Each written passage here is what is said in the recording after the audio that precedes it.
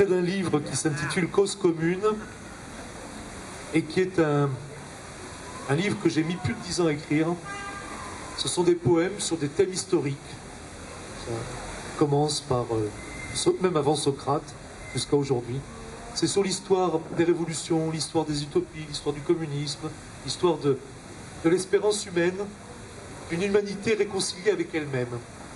Et les nombreuses aventures et mésaventures de cette histoire, mais qui vient de plus loin que nous et qui ira plus loin que nous.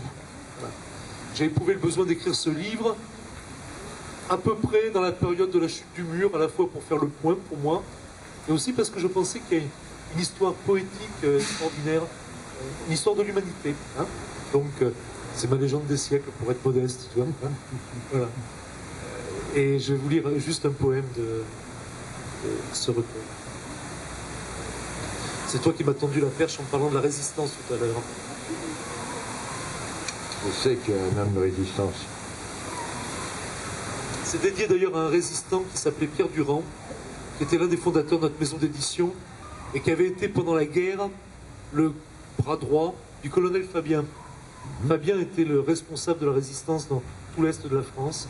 C'est une sorte de fanfan la tulipe de la résistance. Dans les FTP. Ouais, et un homme étonnant, même un personnage un peu légendaire. Bon, mais là, ça s'appelle Ballade des francs-tireurs et partisans. Les francs-tireurs, excusez-moi.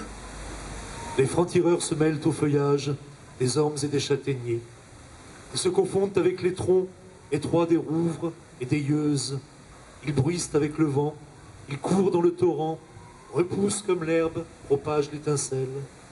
Pierre brise lien, Claire les fontaines, Jean saute mur, Louis vend du large. Une ruine leur sert d'abri, une cabane est leur palais.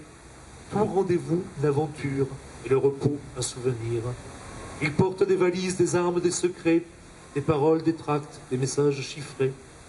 Léon le Fort, Max la chimie, Paul des avions, Léa la flamme. Les francs-tireurs se mêlent à la palpitation de la terre, à la respiration des plantes, à l'agitation des villes. Ils disparaissent dans l'ombre, se cachent dans la lumière, tombent à un coin de rue, se lèvent dans le matin. José le fou, Jeanne au pied d'elle, Ange main de fer, Lucie l'étoile.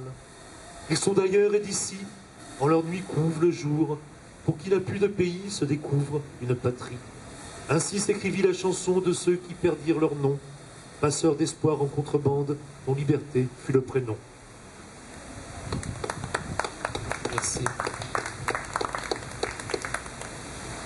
C'est un poème très émouvant.